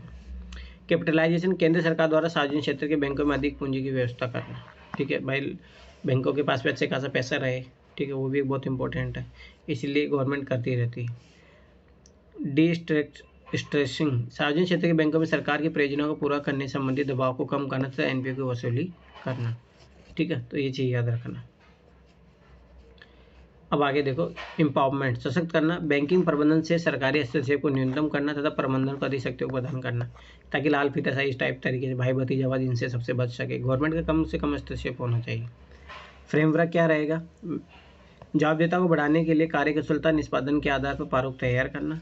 जी मतलब गवर्नेंस, बैंक के प्रशासनिक ढांचे को पारदर्शी बनाना एवं तकनीकी सहायता से जवाबदेहिता में वृद्धि करना। तो ये जो इंद्रधनुष जो है, इसके तहत ये जो 7 सूत्री जो है ये है, ठीक है। अब आता है बैंकिंग बोर्ड ब्यूरो, इसलिए बता रही बहुत इंपॉर्टेंट था, पिछले 2-3 साल में क्वेश्चन पूछे हैं इससे। केंद्र सरकार द्वारा इंद्रधनुष अभियान के अंतर्गत पब्लिक सेक्टर बैंक का नियमन करने के लिए बैंक बोर्ड ब्यूरो नामक स्वतंत्र स्वायत्त सलाहकारी संस्था की स्थापना की गई, जिसके निम्नलिखित कार्य हैं। यह संस्था पब्लिक सेक्टर बैंक में बोर्ड ऑफ डायरेक्टर की नियुक्ति की सिफारिश करेगा। ये याद रखना कि यही क्वेश्चन पूछा था 2019 में। यह सरकार को बीओडी की संरचना, कार्यकाल में वृद्धि, कार्यकाल की समाप्ति आदि बिंदुओं पर भी सुझाव देगी। यह बैंकों में प्रबंधन स्तर पर कार्यरत व्यक्तियों के लिए उपयुक्त प्रशिक्षण की व्यवस्था करेगा, ट्रेनिंग की व्यवस्था करेगा। प्रबंधन स्तर पर कार्यरत अधिकारियों तथा बीओडी के परफॉर्मेंस के आधार पर सरकार को रिपोर्ट प्रस्तुत की जाएगी, ठीक है। तो ये चीज़ें रखना। अगला है 4R कॉन्सेप्ट, पुराना हो चुका है परंतु ठीक है। आरबीआई ने एनपीए की समस्या को हल करने के लिए 4R की नीति जारी की, जिसके अंदर क्रमबद्ध तरीके से समस्या को हल किया जा सकता है। पहले क्या करेंगे अपन? रिकॉग्नाइज करेंगे, भाई एनपीए की पहचान करेंगे। तो सबसे बेस्ट तो भाई देखो, किसी व्यक्ति की बीमारी का इलाज करना से पहले तो उसके बीमारी को पता करो, भाई क्या बीमारी है, ठीक है। तो पता लग गया भाई एनपीए की समस्या है बैंकों में, तो फिर इस पर क्या करो? अगला रिकैपिटलाइजेशन, पुनः पूंजीकरण। मान लो कि बैंकों के पास 900 रुपये का घाटा चल रहा है, तो भाई 900 रुपये उसमें डालो ताकि वो फिर से नया लोन दे पाए, सारी चीज़ें हो। रिजोल्यूशन, एनपीए को कम करने संबंधी प्रस्ताव, अब ये तो कर दिया सरकार ने, पैसे भी डाल दिए, पर वो जो पैसा अटका हुआ 900 रुपये, उसका आप सोचो कि उसको कैसे लाया जाए। रिफॉर्म, इसके लिए फिर क्या और सुधार होने चाहिए ताकि फ्यूचर में ऐसे एनपीए ना बने, ठीक है। तो ये चीज़ याद रखना। फिर अगला प्रोजेक्ट सशक्त, ये भी एनपीए के लिए ही है। सशक्त मतलब बैंकों की आर्थिक स्थिति को मजबूत करना। तो एनपीए को कम करने तथा बैंकों की बैलेंस शीट को सुधारने के लिए सुनील मेहता समिति की सिफारिश के आधार पर एक योजना बनाएगी, जिसे प्रोजेक्ट सशक्त नाम दिया गया। इस प्रोजेक्ट को एनपीए की वसूली प्रक्रिया को राशि के अनुसार वर्गीकृत किया गया। यहाँ सशक्त शब्द का तात्पर्य है कि बैंकों की आर्थिक स्थिति को मजबूत करना। इस अभियान के अंतर्गत निम्नलिखित 3 बिंदुओं के माध्यम से एनपीए को वर्गीकृत किया गया। अगर मान लो 50 करोड़ रुपए तक का एनपीए की वसूली के लिए बैंक स्वयं के स्तर पर एक संचालन समिति का गठन करेगा, जो 90 दिनों में समाधान प्रस्तुत करेगा। अगर मान लो 50 करोड़ से लेकर 500 करोड़ तक का मामला, तो एनपीए को निपटाने के लिए इंटर क्रेडिटर एग्रीमेंट किया जाएगा, जिसे लीड बैंक द्वारा 180 दिनों में समाधान प्रस्तुत करने के लिए प्रयोग किया जाएगा। यदि कोई समाधान नहीं निकलता तो मामले को एनसीएलटी के समक्ष भेजा जाएगा, ठीक है। National company law of tribunal ऐसे करके है, ठीक है। 500 करोड़ से अधिक के एनपीए को निपटाने के लिए एएमसी मतलब एसेट मैनेजमेंट कंपनी का गठन किया जाएगा, जो बाजार सिद्धांत के आधार पर कार्य करते हुए बैंकों से एनपीए का कार्य करेगी। उपयुक्त में से किसी भी प्रक्रिया द्वारा समाधान न निकले तो मामले को आईबीसी इंटर क्रेडिटर एग्रीमेंट अंतर ऋणदाता करार के तहत निपटाया जाए। मतलब समझ बात, तो कितना दे सकता है? 100 रुपये मान लो ऋण है, इसके बोला यार मैं तो 40 रुपये दे सकता हूँ, ठीक है निपटा लो भाई, इसको ख़त्म करो। तो ऐसा भी हो सकता है। बैड बैंक की अभी बहुत ज़्यादा चर्चा में है, पिछले साल भी बजट में था, उससे पिछले साल भी बजट में था, पिछले 3-4 सालों से बहुत ज़्यादा है ही। यह एक कॉरपोरेट इकाई है जो वित्तीय संस्थाओं और बैंकों को उनकी जोखिम युक्त परिसंपत्ति से उनको अलग करती है। यह बैड डेबिट, जो डेब्ट होता है आपका कर्जा होता है, उसको वित्तीय संस्थाओं से खरीदकर उनकी बैलेंस शीट को साफ कर देता है। इस प्रकार बैड बैंक एआरसी के समान ही कार्य करते हैं, जिनका उद्देश्य बैंकों की परिसंपत्ति गुणवत्ता में सुधार करवाना। वही सेम काम कर रहा है, बैंकों के एनपीए खरीदेगा, उनको पैसा देगा, फिर वो सामने वाली कंपनी से डील करके करेगा। आर्थिक समीक्षा में सरकार द्वारा समर्पित बैड बैंक का प्रस्ताव किया गया, जिसका नाम था पारा, रखने का प्रस्ताव रखा गया था, ठीक। पारा क्या है? Public sector asset rehabilitation agency, मतलब एक तरीके बैड बैंक की है ये। सार्वजनिक क्षेत्र में आश्रित पुनर्वास एजेंसी, ठीक है। छोड़ो। आर्थिक समस्या के अनुसार पारा एक प्रस्तावित एजेंसी है, जिसे सार्वजनिक क्षेत्र के समर्थन से कार्यान्वित किया जाएगा, तो तथा उसमें सभी प्रकार के एनपीए को एक ही स्थान पर केंद्रीकृत कर दिया जाएगा, मतलब एक जगह आ जाएंगे सारे एनपीए। अर्थात ये सभी प्रकार के बैंकों को क्रय करेगी तथा एक निश्चित अवधि के अंतर्गत ग्राहकों को से ऋण वसूलने का कार्य करेगी। मतलब समय सी बात है, ये सारा एनपीए ले लेगी सारे बैंकों से खरीद के, फिर जो जितने भी जिनसे लेना है लोन, तो उनके पास जाके ये लोन लेगी, ठीक है, ऋण वसूलने का काम करेगी। आर्थिक समस्या के अनुसार एआरसी द्वारा एनपीए वसूली का कार्य अधिक कारगर तरीके से नहीं किया जा रहा था, अंतर्राष्ट्रीय अनुभव से यह जानकारी मिलती है कि निजी एजेंसियों की तुलना में सार्वजनिक क्षेत्र के समर्थन से संचालित इकाई ऋण वसूली का कार्य अधिक बेहतर ढंग से कर सकती है। इस प्रकार यह इकाई विभिन्न बैंकों की बैलेंस शीट को साफ करने में सहायक होगी। बजट 2020-21-22 में केंद्रीय वित्त मंत्री ने भारत में प्रथम बेड बैंक के गठन की योजना की घोषणा NARCL रखा था, ये चीज़ याद रखना, ठीक है। ये क्या है भाई? नेशनल एसेट रिकंस्ट्रक्शन कंपनी है लिमिटेड। इसका गठन कंपनी अधिनियम के तहत एक कंपनी के रूप में किया गया है। अक्टूबर 2021 में RBI द्वारा इसे ARC के रूप में कार्य करने का लाइसेंस दिया गया। याद रखना कौन देता है? RBI। यह इकाई बैंक की बैलेंस शीट को साफ करके बेड डेप्ट को वसूली का कार्य करेगी। यह संस्था विभिन्न चरणों में लगभग 2 लाख करोड़ रुपए की दबावग्रस्त परिसंपत्ति निपटारा करेगी। प्रारंभ में इस कंपनी के संचालन के लिए 6,000 करोड़ रुपए की राशि का प्रावधान किया गया। सोचो गवर्नमेंट ने पैसा दे दिया, तो बैंकों से पैसे NPA खरीदो, फिर उनका रिकन्स्ट्रक्शन करो, वो सारी चीज़ें हो गई, ठीक है। इंडिया डेप्ट रिजोल्यूशन कंपनी लिमिटेड, भारतीय ऋण समाधान कंपनी लिमिटेड, NARCL के साथ साथ एक अन्य इकाई IDRCL का भी गठन किया गया है। ये एक सेवा प्रदाता कंपनी है जो परिसंपत्ति को प्रबंधन करने के लिए बाजार में उपलब्ध पेशेवर व्यक्तियों का प्रयोग करेगी। IDRCL में सार्वजनिक क्षेत्र के बैंकों में वित्तीय संस्थाओं की हिस्सेदारी को 49% होगी तथा शेष हिस्सा निजी क्षेत्र की संस्थाओं का होगा, ठीक है। तो ये चीज़ याद रखना, ठीक है। NARCL और IDRCL की कार्यप्रणाली क्या है इन दोनों की? NARCL बैंकों से उनके NPA का कार्य करके उनकी बैलेंस शीट को साफ करने में उनकी मदद करेगा, वो तो स्वाभाविक सी बात है। NARCL बैंकों को 15% नुकसान भुगतान करेगा। मतलब कि मान लो 100 रुपये का उसका मान लो NPA हो चुका था, तो ये बोलेगा कि भाई मैं खरीद रहा हूँ, इसको 15% तो तुम कैश ले लो, तब 85% सिक्योरिटी रिसिप्ट के रूप में भुगतान करेगी, ठीक है। तो सिक्योरिटी रिसिप्ट का सरकार द्वारा 3,600 करोड़ की सरकार द्वारा गारंटी दी जाएगी कि 5 वर्ष तक वैलिड रहेगी। और गारंटी का तात्पर्य है कि भाई सिक्योरिटी जो रिसिप्ट है का अंकित मूल्य और वास्तविक मूल्य के अंतर से है। NARCL दबावग्रस्त परिसंपत्ति का अधिग्रहण करने के लिए लीड बैंक का ऑफर देंगे तथा ऑफर स्वीकार करने पर IDRCL दबावग्रस्त परिसंपत्ति का प्रबंधन प्रारंभ कर देगी। NARCL तथा IDRCL के मध्य एक ऋण प्रबंधन समझौता किया जाएगा, जिससे NARCL का कार्य दबावग्रस्त परिसंपत्तियों को एकत्रित करना और अधिग्रहण करना है, जबकि IDRCL दबावग्रस्त परिसंपत्ति का प्रबंधन करने हेतु सेवा प्रदान करेगा, ठीक है। तो ये दोनों का ही काम है, ठीक है। तो ये चीज़ याद रखना। IDRCL का कार्यकाल NARCL के साथ समाप्त हो जाएगा। NARCL 500 करोड़ रुपये से अधिक की दबावग्रस्त परिसंपत्ति हेतु प्रस्तावित लाएगा। जो एक तरीके बेड बैंक है, एसेट रिकंस्ट्रक्शन कंपनी है, उसी का वही सेम काम है, ठीक है। मैं फिर बता रहा हूँ, देखो UPSC क्वेश्चन को जाके देखोगे ना, तो वो ये नहीं पूछता, वो डायरेक्ट पूछेगा भाई सबाई से बेड बैंक के क्या कार्य थे, किसके लिए बनाएंगे, वो डायरेक्ट इतना पूछते, इतना डिटेल में जाने की जरूरत नहीं है, ठीक है। NARCL का पंजीकरण बैंक तथा NBFC के माध्यम से किया जा सकता है तथा वो आवश्यक होने पर यह कंपनी ऋण भी ले सकती है। क्योंकि यह व्यवस्था सरकार के समर्थन से संचालित हो गया था, सरकार द्वारा दी जाने वाली गारंटी तुरंत पूंजी की स्वतंत्रता को कम कर देगी, ठीक है। SR के माध्यम से कम निवेश के कारण भी बैंकों को दबावग्रस्त परिसंपत्तियों की समस्या को हल किया जा सकता है। इस प्रकार न केवल बैंकों को उनके NPA को उचित मूल्य मिल पाएगा, बल्कि सरकार का समर्थन होने पर कम समय और कम निवेश से बेहतर परिणाम प्राप्त किया जा सकता है। मतलब टोटली मतलब ये मोटा मोटा ये मान के चलो, स्वाभाविक सी बात है, कोई भी हो, ठीक है। मतलब सीधी बात है, NPA को कैसे कम किया जाए। एक तो तरीका है भाई, स्वाभाविक सी बात है, कंपनी से भाई जो पैसे लेके गई उससे लोन लो।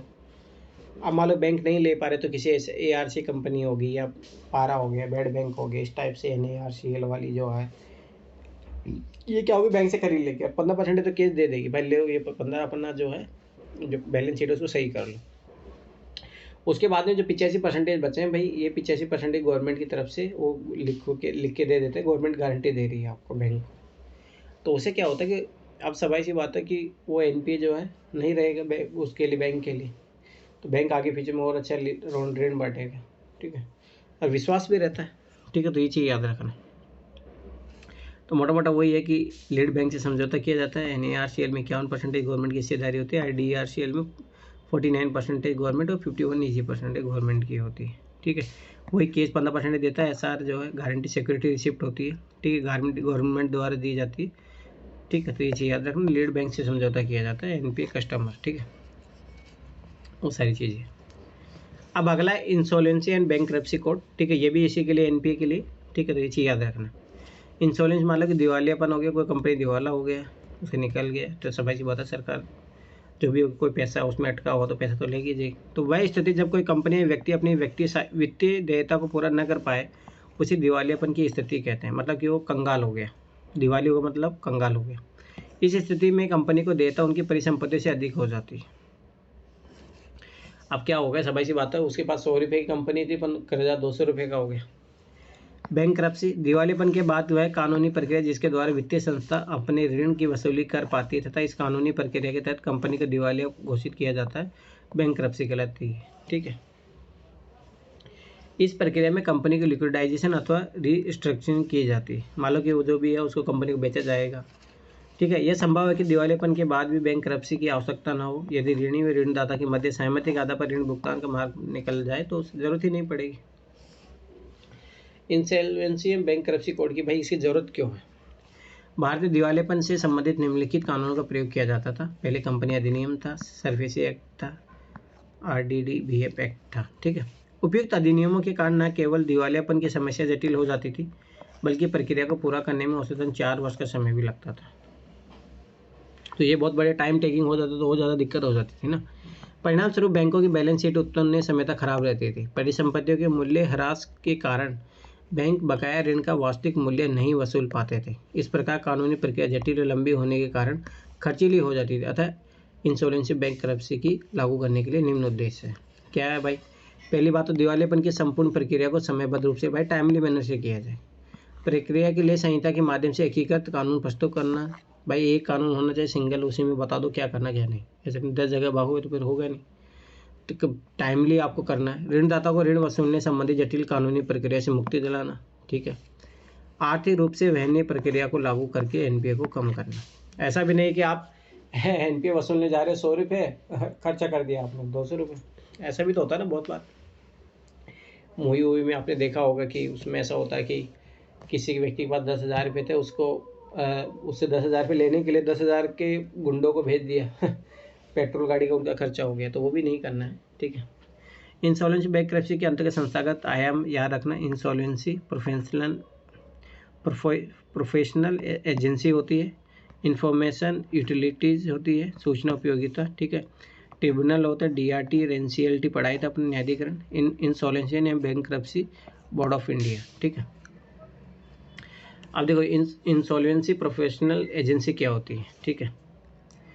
ये याद रखना, पंजीकरण करती है और परीक्षा आयोजित करती है और आचार संहिता भी लागू करती है। जैसे ये एजेंसी किसी कंपनी की वर्तमान आर्थिक स्थिति का अध्ययन करके उसके दिवालियापन होने न होने की जानकारी देता है। इस एजेंसी कार्यरत लोगों को इंसॉल्वेंसी प्रोफेशनल कहा जाता है। ये व्यक्ति की दिवालियापन प्रक्रिया से संबंधित आवश्यक तकनीकी ज्ञान रखते हैं। यह व्यक्ति कंपनी को बैलेंस शीट को सूक्ष्म अध्ययन करके उस पर की जाने वाली सिफारिश पर भी कार्रवाई करता है, ठीक है। मतलब ये सबाइश बात है कि किसी कंपनी की बैलेंस शीट को देखता है, ठीक। इन्फॉर्मेशन यूटिलिटीज, अब सबाइश बात है इनके द्वारा जो भी डाटा बनाया जाएगा भाई ये कंपनी का कैसा है, कैसा स्तर, तो जो बैंक है वो लोन देने से पहले सोचेंगे उसके बारे में।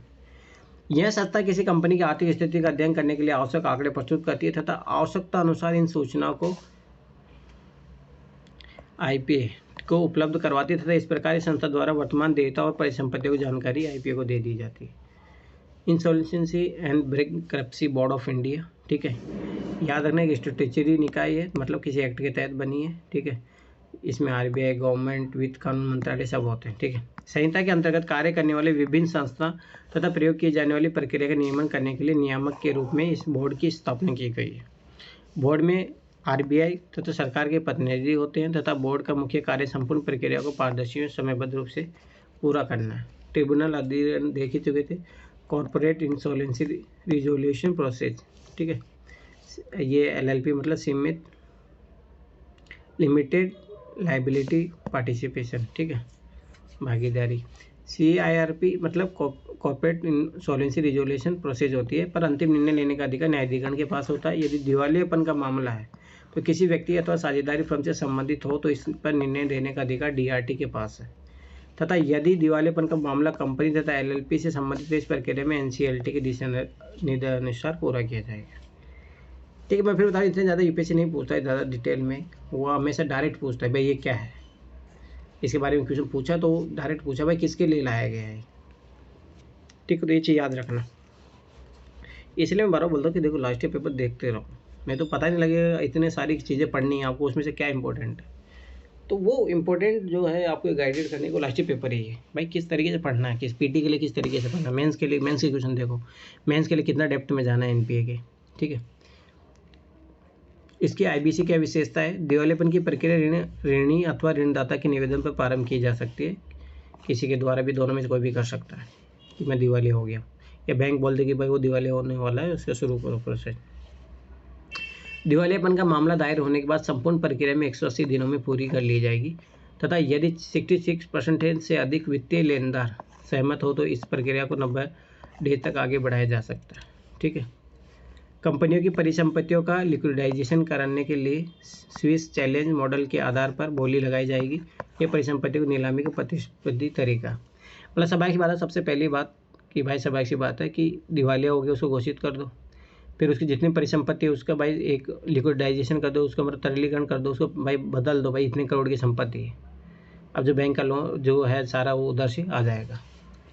लिक्विडाइजेशन की प्रक्रिया में कंपनी के प्रमोटरों अथवा निदेशक मंडल का सदस्य भाग नहीं ले सकता, ये चीज़ याद रखना।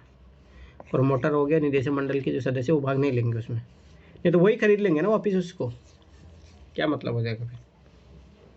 संहिता के अंतर्गत प्रक्रिया को पूरा करने के लिए इंसॉल्वेंसी बैंकरप्सी फंड बनाया गया जो प्रक्रिया से संबंधित विभिन्न खर्चों को पूरा करने में सहायक होगा।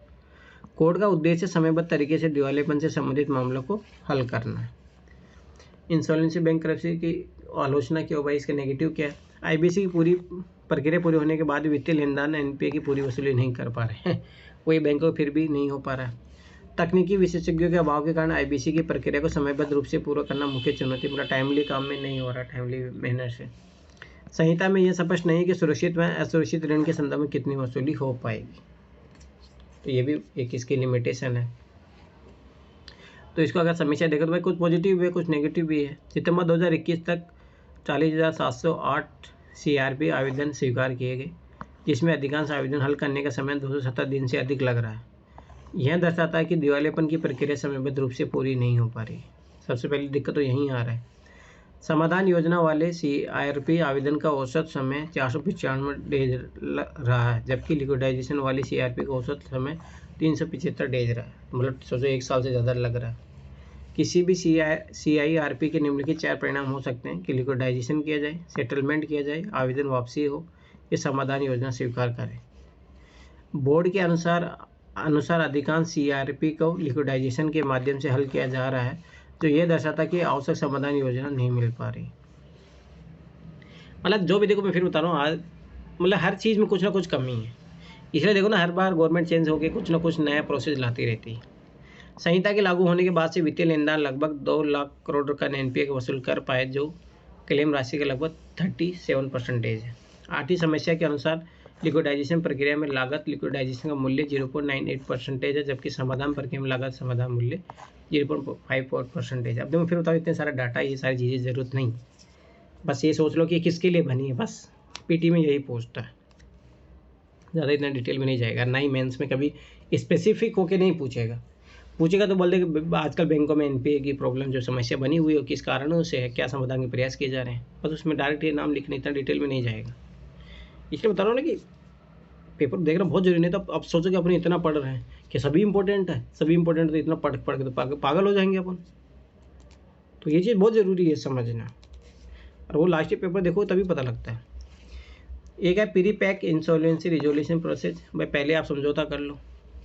यह ऋणग्रस्त कंपनी की दिवालियापन प्रक्रिया से संबंधित एक प्रस्ताव है, जिसके अंतर्गत सुरक्षित लेनदार व निवेशकों के बीच प्रत्यक्ष रूप से समझौता होता है। इसमें सार्वजनिक नीलामी प्रक्रिया का प्रयोग नहीं किया जाता, मैं दोनों के बीच में समझौता हो गया, खत्म करो। इस प्रक्रिया के तहत वित्तीय लेनदार संभावित निवेशकों के साथ विभिन्न मुद्दों पर सहमति बनाते थे। इस प्रस्ताव को अनुमति के लिए एनसीएलटी के पास भेज देता है, दोनों वाला सहमति बन गई तो एनसीएलटी फिर दे देगा उनको।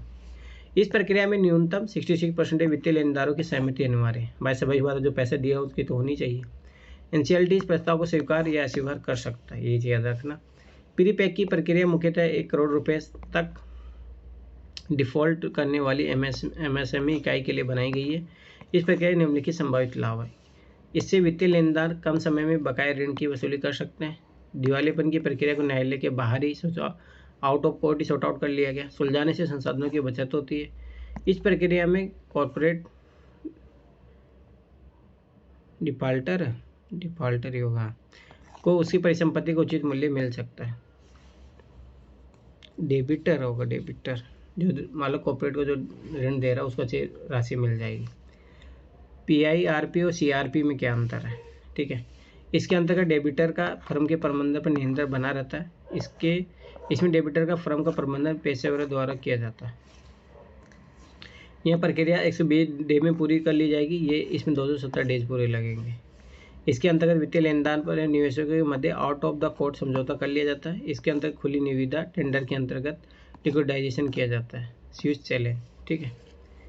IBC की धारा 32A इंश्योरेंस बैंक करप्सी का हाल ही में सुप्रीम कोर्ट ने IBC की धारा 32A की वैधता को बनाए रखा है। क्या है भाई, ये प्रावधान करता है कि CIRP के तहत योजना को NCLT से मंजूरी मिलने के बाद निवेशक को पिछले किसी भी अपराध के लिए दोषी नहीं ठहराया जा सकता, अर्थात उसे अपराध संबंधी जांच से मुक्त रखा गया। और फिर बता रहा हूँ ये सारी चीज़ें कोई मतलब नहीं है, ठीक है, पढ़ लो एक बार। नहीं इतना डिटेल में कभी, मैं फिर बता रहा हूँ जाके UPSC क्वेश्चन देखो कि वो इतने डिटेल में जानना चाह रहा है किसी सब्जेक्ट के बारे में, ठीक है। थोड़ा बहुत पता होना चाहिए क्या होती है, क्या प्रोसेस चल रही है, पर नेवर वो इस टाइप को पूछेगा, ठीक है। न्यायालय के अनुसार CRP की प्रक्रिया को समयबद्ध और पारदर्शी तरीके से पूरा करने के लिए आवश्यक है कि बोली लगाने वाले निवेशकों को सुरक्षा दी जाए जिनसे उनका कोई संबंध नहीं है। इस सुरक्षा में निवेशकों की संपत्ति भी शामिल है। यद्यपि यह सुरक्षा जब लागू होगी तब तक समाधान योजना को लागू कर लिया जाएगा। केस स्टडी इसने बनाई है, मतलब बहुत ये वाला देखो, ये क्वेश्चन पूछा था, फ्रॉम करेक्टिव एक्शन पूछा था UPSC ने। बैंक पर ये सब उसी के NPA के बारे में सोचो, इतने सारे सॉल्यूशन के प्रोसेस है। लीवरेज रेशियो भी है इसी का ही है, ठीक है। डोमेस्टिक इंटरनेशनल बैंक की पढ़ेंगे, credit report ratio, capital conservation ratio, ये सारी चीज़ें, ठीक है। अब देखो इधर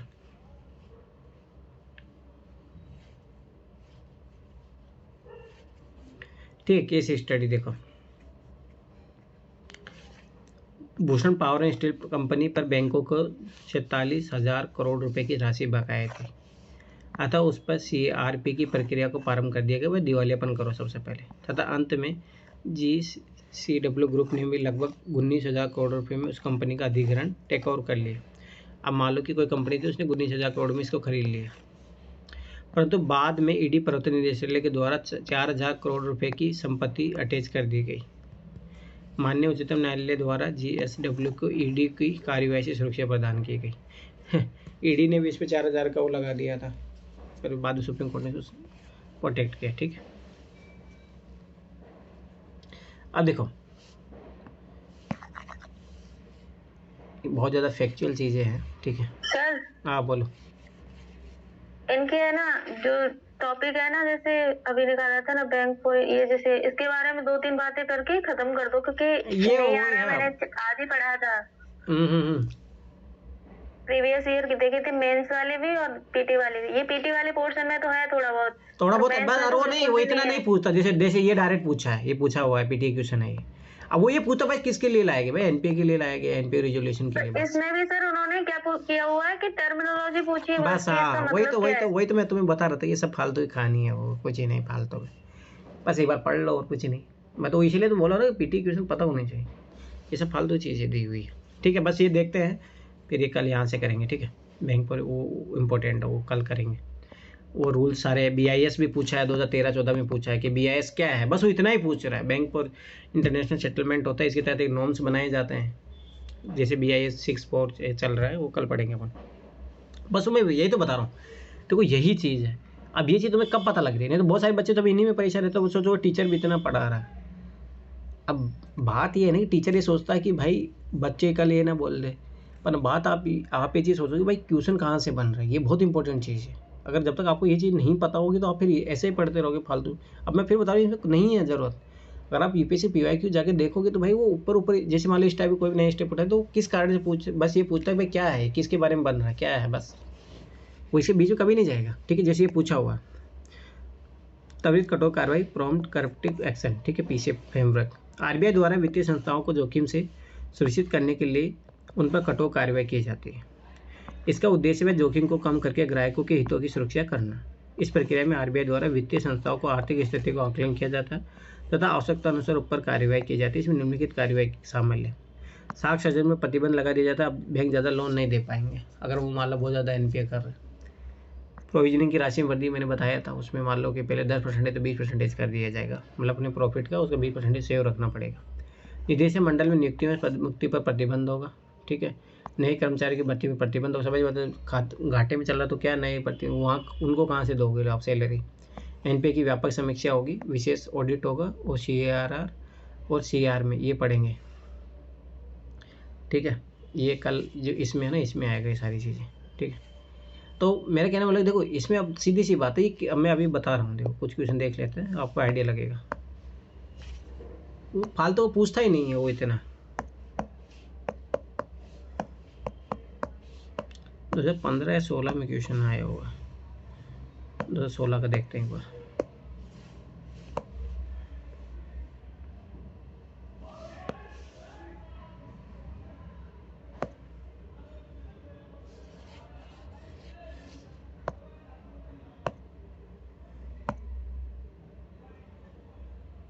ये क्या खुल रहा है?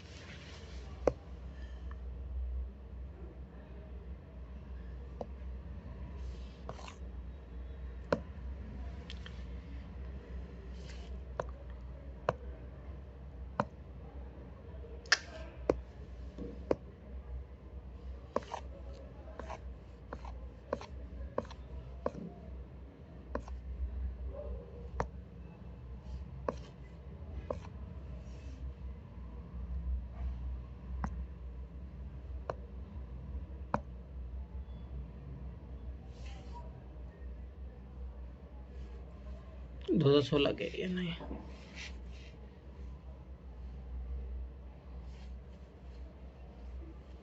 ठीक है। जब देखो अभी देखते हैं कुछ क्वेश्चन आएंगे। अब देखो, तो देखो जैसे ये इकोनॉमी के क्वेश्चन है, ठीक है, ये अभी आगे पढ़ेंगे ग्लोबल, मैं अभी दिखा रहा हूँ, ठीक है। अब देखो ये वाला क्वेश्चन 3-4 बार रिपीट हुआ, अभी क्वेश्चन जाके बनाना मैं फिर बार बता रहा हूँ, ठीक। ये वाला क्वेश्चन देखो, मैंने बोला था पेमेंट बैंक, इसका अपन पढ़ चुके हैं तो याद रखना। वित्तीय समावेशन देख लो, मैंने बोला था ना टॉपिक देखो टॉपिक, इसलिए मैं बार बार बता रहा हूँ कि इन चीज़ों पे जाओ। अभी वित्तीय समावेशन के लिए पेमेंट बैंक की स्थापना की गई थी, याद करो मैंने पढ़ाया था। भुगतान बैंक क्रेडिट कार्ड और डेबिट कार्ड नहीं, क्रेडिट कार्ड जारी नहीं कर सकते, जैसे काटो इसका सोल्यूशन आंसर भी आ जाएगा।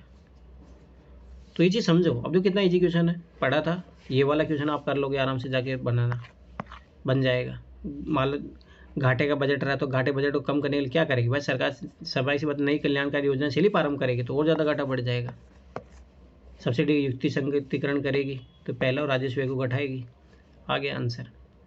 और मैं फिर बता रहा हूँ, डायरेक्ट इसी को पूछ रहा है, इसी कॉन्सेप्ट पे पूछ रहा है बार बार क्वेश्चन, ठीक है। अभी और देखो और क्वेश्चन है, ये तो इन्वायरमेंट इकोलॉजी से है, छोड़ो। देखो ये डायरेक्ट पूछ रहा है, उदय एक परियोजना है, क्या है भाई, उदय सरकार की योजना, ये विद्युत वितरण कंपनियों के काया पलट के लिए, बस डायरेक्ट ये पूछ रही है। अब वो जा रहा है नहीं पूछ रही, मैं फिर बार बार बता रहा हूँ, ये चीज़ समझने का प्रयास करो। वो नहीं जा रही है इसके अंदर, वो डायरेक्ट पूछ रही है, बस इतना ही पूछती है। ये मसाला बॉन्ड क्या है, इसके अभी आगे आएगा, ठीक है। देखो मैंने अब क्या बोला था, जैसे आपकी बारी भी आई विजयनगर साम्राज्य यूपीएससी 2023 में भी। विजयनगर साम्राज्य इंपॉर्टेंट, मैं फिर बार बता रहा हूँ। अब देखो ये डायरेक्ट, ये अभी हम पढ़ेंगे अपन इकोनॉमी में। Direct by amber box, blue box, green box किससे है, WTO से है।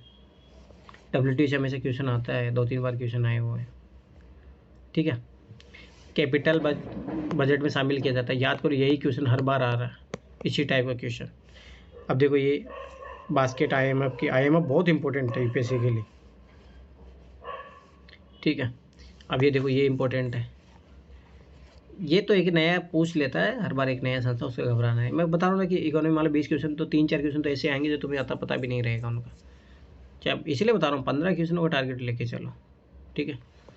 अब ये है PT उसी का क्वेश्चन है, प्रधानमंत्री फसल बीमा योजना, ठीक है, ये उसका क्वेश्चन है, इकोनॉमी का क्वेश्चन है।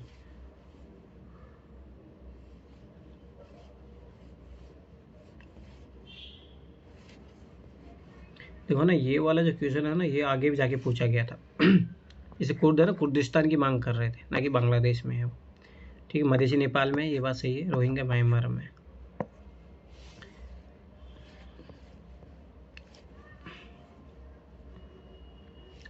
अब देखो इसमें डायरेक्ट ये योजना जो है, इकोनॉमी याद रखना, योजनाएं पढ़नी है, ठीक है, तो ये चीज़ समझ लेना। अब देखो ये कोर बैंकिंग सॉल्यूशन याद करो, मैंने उस दिन ही बोला था। अब यही क्वेश्चन बना आगे जाके, यही सेम क्वेश्चन। देखो मिशन इंद्रधनुष याद समझ लेना। ठीक है, तो ये मिशन इंद्रधनुष टीकाकरण वाला है, और वो जो अपन पढ़े थे आज इंद्रधनुष है, ये चीज़ याद रखना। और मैं फिर बता रहा हूँ, मिशन इंद्रधनुष बहुत इंपॉर्टेंट, हर बार इसमें कोई नया टीका ऐड हो रहा है उसके बारे में पूछा जाता है। देखो ये जो डूइंग बिजनेस बहुत बार पूछा, वर्ल्ड बैंक का 2018 में भी आया, 19 में भी आया था।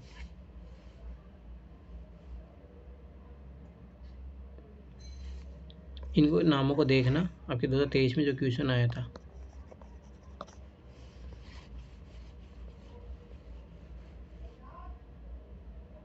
देखो MCLR पढ़ चुके हैं इसका, ये बनाओ क्वेश्चन, मैं फिर बार बता रहा हूँ।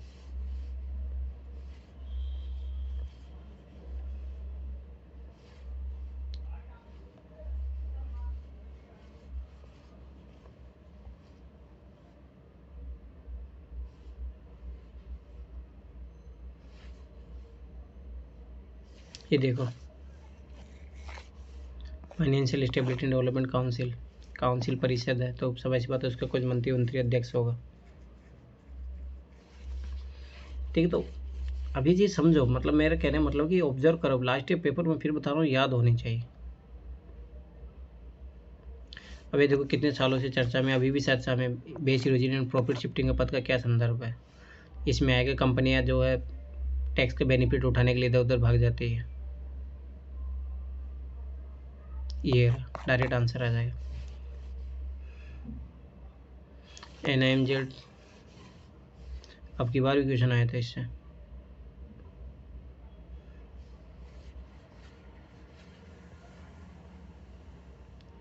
देखो ऐसे डायरेक्ट पूछती है, स्वयं का लक्ष्य क्या है, ये तो एजुकेशन रिलेटेड है, ये वाला डी। ठीक है, अब न्यू डेवलपमेंट बैंक, इकोनॉमी पढ़ोगे आप।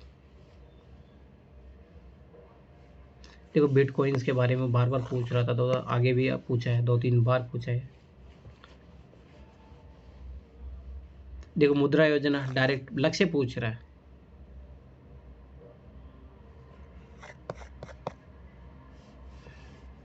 सॉवरेन गोल्ड बॉन्ड क्या होता है। देखो मैंने बोला था ना, रिपोर्ट वाले क्वेश्चन आते हैं, तो इसमें बस इसे याद रखो। बेल्ट एंड रोड इनिशिएटिव पता ही है, चाइना का है। इस टाइप को इनिशिएटिव चल रहा हो, बड़े लेवल पर सिस्टम चल रहा था। अटल पेंशन योजना, स्कीम से इकोनॉमी में ज़्यादा क्वेश्चन बनते हैं, मैं फिर बता रहा हूँ। अब देखो ये RACP सार्क का है, नहीं सॉरी, आसियान कंट्रीज। भारत इसमें, उस टाइम ऐसा था कि भारत इसमें होगा नहीं होगा, इस टाइप से था।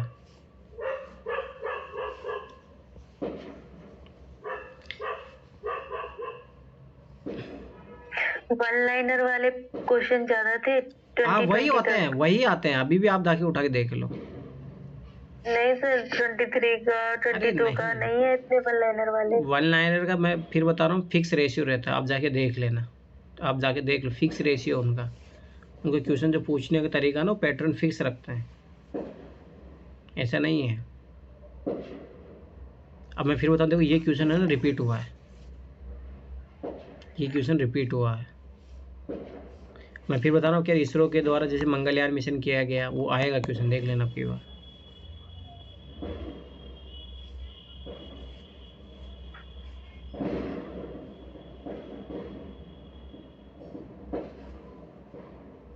ठीक है, मतलब मेरा कहने वाला, देखो इकोनॉमी के जो क्वेश्चन है, आप देखो एक तो इससे जैसे इस पेपर को अपने एनालाइज किया, तो अपने को एक तो ये पता लगा, स्कीम जो होती है गवर्नमेंट की, वहाँ से बहुत क्वेश्चन बन रहे हैं।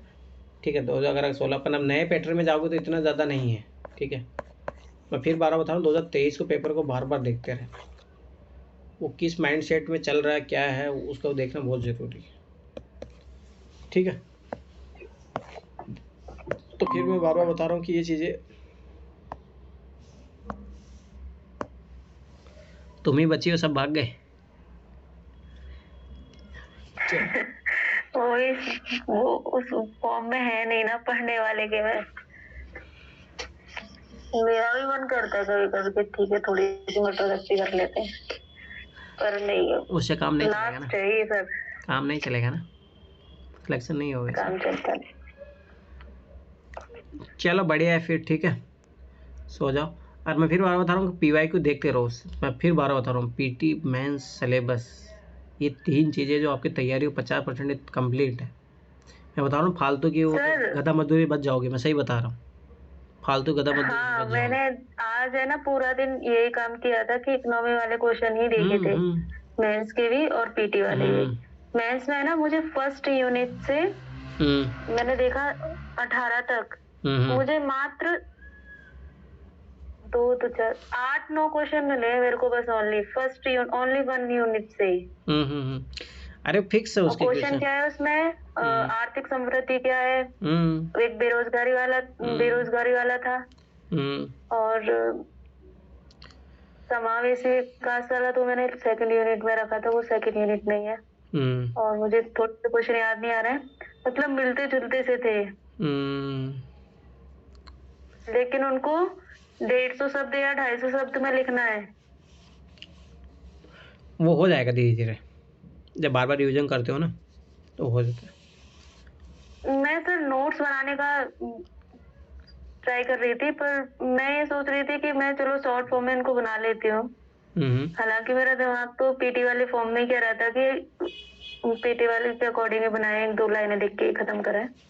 पर मेंस में भी मुझे ऐसा लग रहा था कि कंप्लीट हो जाएगा, थोड़ा थोड़ा ज्यादा क्वेश्चन नहीं कर लो, सिलेबस वाले पर टॉपिक तो यही आ रहा था कि सर 250 शब्दों में लिखना है, तो कम से कम मेरे पास इतना कंटेंट हो कि उसको मैं लिख पाऊँ। तो 2 से 2.5 पेज का नोट बनाऊं उसका, सारे क्वेश्चंस का, कि सबका निचोड़ निकाल के 1-3 पेज का बना दो। मेरे मानना है कि क्वेश्चन वाइज मत जाओ, पहले सिलेबस वाइज जाओ। सिलेबस जैसे सिलेबस में पहली यूनिट में योजना थी ना सर, मैं सारी योजना नहीं करना चाह रही हूँ। योजना ही नहीं करनी है ना, योजना का मतलब नहीं, अरे वो योजना का मतलब वहाँ नहीं है, प्लानिंग का है।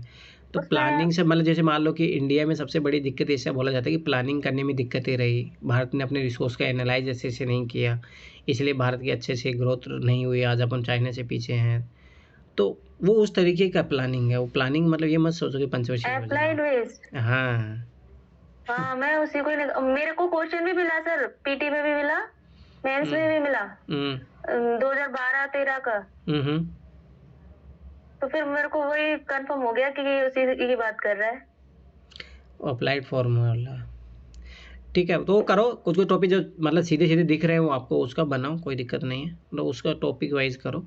फिर जैसे मान लो कि कुछ टॉपिक का सब डायमेंशन आपको लास्ट पेपर से देखने से मिलता है कि अच्छा इसमें ये डायमेंशन है पूछा, तो फिर वहाँ से फिर पेपर के अकॉर्डिंग बना लेना, पर पहले सब सिलेबस वाइज बनाओ, वो ज़्यादा अच्छा रहेगा। कितना कंटेंट हो सर एक टॉपिक पे, एक यूनिट? ज़्यादा नहीं, मतलब जैसे मान लो अभी ये NPA वाला टॉपिक था, पहले सबसे पहले भाई NPA क्या होता है इतना पता होना चाहिए। इसको तो सर मैं आधा पेज में ही लिखूंगी, क्योंकि इसमें ज़्यादा कुछ याद ज़्यादा है नहीं इसमें। देखो इसमें समाधान, देखो सुनो, NPA क्या है, समस्या क्या है इसमें, ठीक है। तो बैंकिंग सेक्टर में समस्या, सरकार के लिए, इकोनॉमी के लिए, समाधान के लिए जो इतने सारे प्रयास अपन पढ़ रहे थे वो सारे समाधान के प्रयास ही है, बस इनमें जो कमियां देख लो, इनकी क्या कमी है, बस हो गया। कितना प्राप्त हुआ अभी तक NPA, कितना NPA उसका कितने %, वो तो मैंने रख लिया। ज़्यादा इतना डाटा भी मत जाओ, वो सही नहीं है, करंट डाटा भी होना। डाटा वाले क्वेश्चन आए थे ना सर लास्ट टाइम, डाटा इतना ज़्यादा जरूरी पूछा तो था। अरे इतना ज़्यादा इफेक्चुअल, हाँ कुछ क्वेश्चनों की डिमांड ही होती है स्पेसिफिक की, तो इसका मतलब कितना डाटा, किस चीज़ का डाटा रटती रहोगे, ये भी तो बात है ना। लैंग्वेज की दिक्कत आ रही है सर मेरे को, हो जाएगा धीरे धीरे हो जाएगा टाइम के अकॉर्डिंग, ठीक है। चलो ठीक है फिर, बाय बाय, गुड नाइट, सो जाओ। और मैं फिर बता रहा हूँ कि PT का क्वेश्चन देखते रहो बार बार, PT प्लस मेंस का सिलेबस, ठीक है। तो इकोनॉमी का मैं फिर बता रहा हूँ ना, एक बार पढ़ने में क्लियर हो जाएगा, क्या ध्यान देना है अपने को, क्या काम करना है, चाहिए याद रखना। ठीक है, चलो ठीक है, बाय बाय, गुड नाइट।